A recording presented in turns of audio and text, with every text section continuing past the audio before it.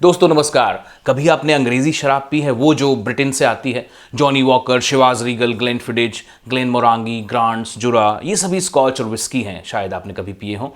ये फिलहाल बहुत महंगे मिलते हैं, बड़े लोग रोज़ पीते हैं और आम लोग साल में 1-2 बार 3 बार कभी किसी मौके पर पी लेते हैं। इसी तरह ब्रूडॉग, थेक्सटन, ओल्ड पिकुलर, वेकेशन, ये बियर के ब्रांड हैं जो भारत में बहुत महंगे मिलते हैं। क्यों? क्योंकि इन सभी पर 150% से ज़्यादा टैक्स लगाती है हमारी सरकार और फिर ठेके वाला अपनी मनमानी अलग से करता है। सारे भारत में यही हाल है। अब सरकार कह रही है कि इन सभी पर 75% टैक्स लगेगा, मतलब पहले 150%, अब 75%, मतलब आधा। तो इसके हिसाब से दाम गिर जाएंगे। तो रोज पीने वाले जो पैसे वाले हैं, अब वो दिन भर पी के पड़े रह सकते हैं और आम आदमी साल में 2, 4, 5, 6 बार भी पीने की सोच सकता है या पी सकता है।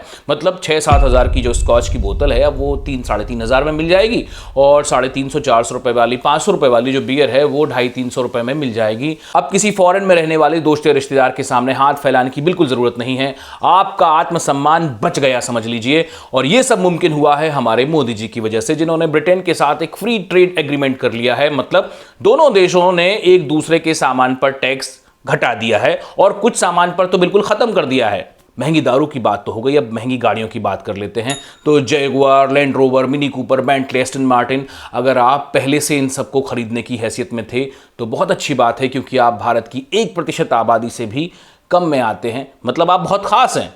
तो आप चाहें तो जॉनी वॉकर या शिवाज रीगल का साल भर का कोटा लेकर रेंज रोवर के साथ खुद को गिफ्ट दे सकते हैं और फिर भी पैसा बच जाएगा तो टाटा या महिंद्रा की एक बड़ी गाड़ी खरीद लीजिए। आखिर हमारे स्वदेशी कंपनियों का भी तो ध्यान रखना जरूरी है। मोदी जी ने यही किया है। यह समझौता मात्र आर्थिक साझेदारी नहीं, बल्कि साझा समृद्धि की योजना है।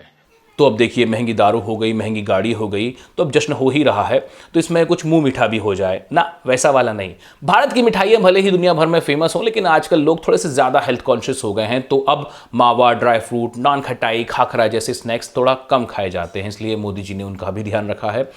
पहले इन सब पर 15% टैक्स लगता था और अब केवल जो है वो 3% लगेगा। मतलब अब ब्रिटेन से आयातित स्नैक्स और हेल्दी फूड्स भी सस्ते मिलेंगे। महंगी दारू हो गई, महंगी गाड़ी हो गई और महंगी मिठाई और स्नैक्स हो गया। तो अब बात करते हैं खाने की। भले ही हमारी सरकार शाकाहारी हो, लेकिन देश का जो बहुजन है, ज़्यादातर आबादी है, वो मांसाहारी है। तो सरकार ने जनभावना का ख्याल रखते हुए ब्रिटेन से आने वाले सैल्मन मछली और लैम मीट पर भी छूट दी है। लैम मीट यानी भेड़ का मांस। वैसे ये गौ माता को बचाने के लिए छूट दी गई है। खाने वाले अब बीफ नहीं कहेंगे, कहेंगे कि हमने लैम्ब खाया। तो ना कोई ट्रोल करेगा और ना कोई पिटाई करेगा। अब देखिए, राज कपूर साहब पहले ही कह गए हैं कि मेरा जूता है जापानी, ये पतलून इंग्लिस्तानी। मतलब लोगों को पहले से ही विदेशी जूते और पतलून पहनने का बहुत शौक है, कपड़े पहनने का बहुत शौक है। तब से ही जो है लोग लगातार इन सामान के पीछे भागते रहते हैं। आजकल लंदन वाले जूते बड़े फेमस हैं। आगरा, कानपुर और कोलकाता वालों से ज़्यादा स्टाइलिश नज़र आते हैं।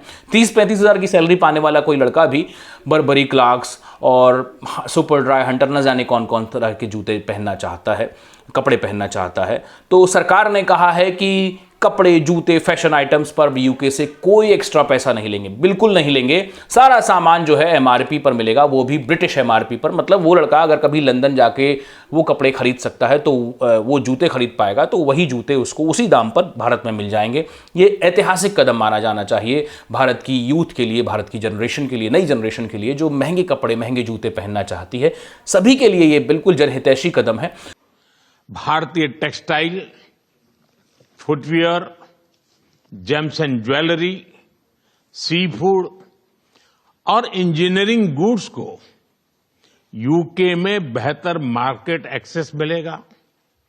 भारत के एग्रीकल्चर, प्रोड्यूस और प्रोसेस्ड फूड इंडस्ट्री के लिए यूके की मार्केट में नए अवसर बनेंगे।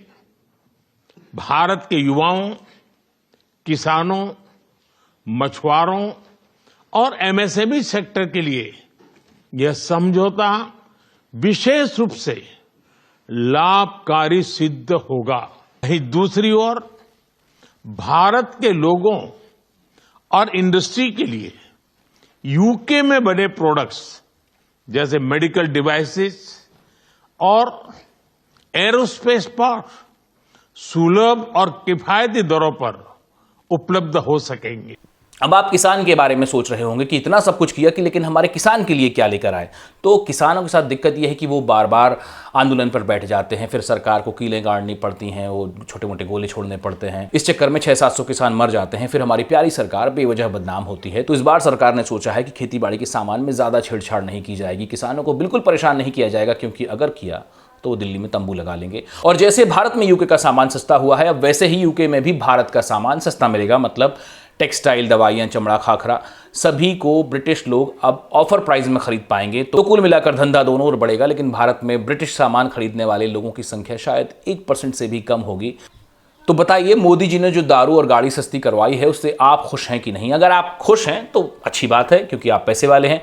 और अगर आप नहीं हैं तो कौन सा आप पहले से रेंज रोवर चला रहे थे और शिवाज रीगल पी रहे थे जो आपको दुख हो रहा है? अब भी नहीं पी पाएंगे। जब कोई फर्क नहीं पड़ रहा तो परेशान क्यों होना। चलो, समाचार इतने ही थे। अच्छे लगे हों तो लाइक और शेयर ज़रूर करना और मेरे चैनल को सब्सक्राइब भी कर लेना। मेरा नाम आदित्य है। सुनने के लिए शुक्रिया।